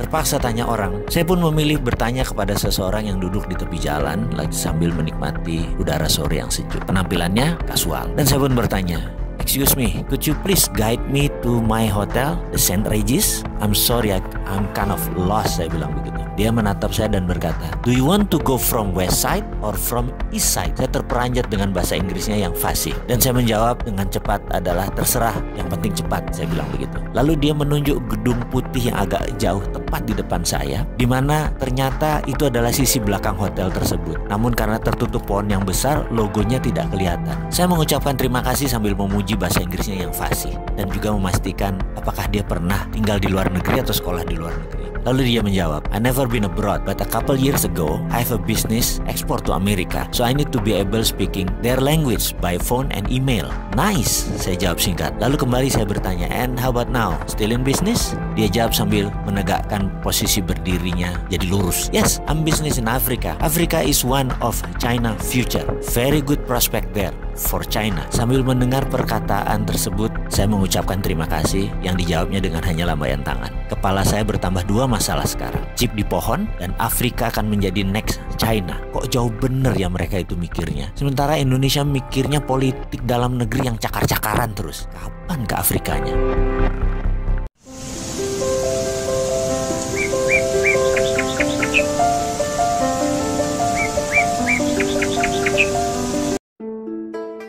Jika uang yang digunakan adalah uang proyek printing money, maka orang tersebut harus hati-hati, bisa dihukum mati menyalahgunakannya. Demikian dialog saya berlanjut dengan pemimpin China Chemical tersebut. Uang proyek kalau hasil printing money, maka kalau dikorupsi hukumannya bukan hanya hukuman mati, tapi keluarga pelaku bisa masuk 2 tahun kamp konsentrasi. Karena uang hasil printing money itu berbasis proyek, kalau dikorupsi bisa membuat kolaps sistem ekonominya. Itulah kunci sukses menjalankan New Economic Model. Tidak boleh ada kebocoran sedikit pun, itu intinya. Karena itu, kalau kalian melihat kami menghukum mati koruptor, itu yang pasti uang hasil printing money yang dikorup olehnya. Efeknya memang di awal-awal banyak koruptor yang melakukan korupsi dan dieksekusi dengan tegas oleh negara. Namun di tahun ke-30 atau 30 tahun kemudian, seperti sekarang sudah jauh berkurang. Paling 1 atau tidak lebih 5 lah yang dieksekusi, alias semua orang sekarang sudah mengerti bagaimana melakukan dan menjalankan printing money berbasis project. Itulah masalah terberat dalam menggunakan strategi printing money. Ketatnya pengawasan dan tidak ada ampun, no mercy. Cerita singkat ini membuat saya tertegun. Jadi selain harus membuat uang berputar berlapis-lapis lebih dari M12,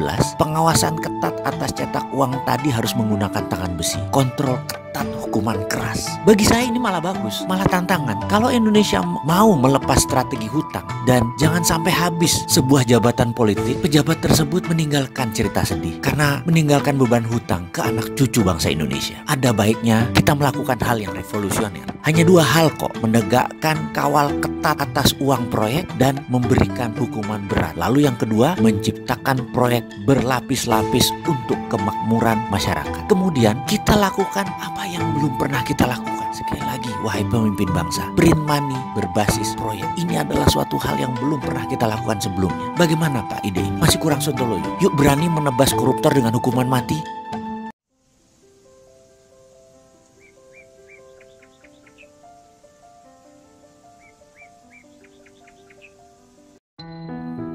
Rasa penasaran saya memuncak dengan banyaknya chips di pohon. Ketika saya mengunjungi kota Guangzhou, saya pun tidak tahan dan akhirnya bertanya kepada salah seorang pemimpin perusahaan China Chemical yang mengundang saya waktu itu. Yang di dadanya ada pin komunis. Saya rasanya yakin dia pejabat penting di partai dan juga melihat posisinya tertinggi di perusahaan yang saya sedang kunjungi ini. Mengapa saya tahu dia memiliki posisi tertinggi? Ada kebiasaan di Cina, di Tiongkok, di mana posisi orang terpenting itu duduknya biasanya agak menyamping dari sisi utara. Itulah posisi terhormat seseorang di saat sebuah meeting resmi. Jadi saya bertanya kepadanya, mengapa di setiap pohon yang saya kunjungi di kota ini ada chipsnya pohon tersebut? Pertanyaan sederhana ini ternyata dijawabnya dengan panjang. Dia memulai dengan bercerita, untuk memutar roda ekonomi, maka setiap anak negeri harus membuat sebanyak-banyaknya proyek, bahkan proyek yang tidak masuk akal sekalipun, selama ada manfaatnya buat masyarakat dan menyelesaikan problem pasti dibiayai. Pohon tadi hanya untuk mengecek kadar oksigen chipsnya dan data minor lainnya, namun nampaknya penting.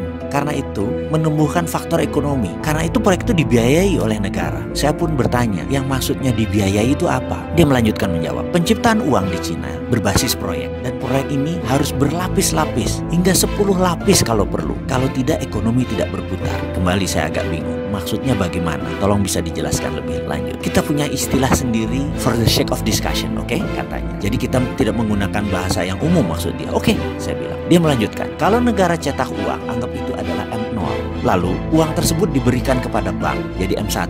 Lalu disalurkan kepada pengusaha, jadi M2. Pengusaha tadi membeli tanah, jadi M3. Pemilik tanah tadi yang menerima uang tadi membeli sebuah pabrik, jadi M4. Uang jualan pabrik tadi dibelikan tanah lagi membangun usaha baru, jadi M5. Lalu dia membelikan mobil, lalu terus menjadi M6, M16, bahkan M20. Pokoknya minimum M12 ke atas, itu maksudnya. Lalu selagi dia bicara, kepala saya membayangkan sebuah diskusi beberapa bulan yang lalu dengan pejabat negara yang menyatakan setelah M1 di Indonesia di bank tersebut disalurkan ke M2, uang tadi oleh M2 dibelikan sebuah tanah menjadi M3.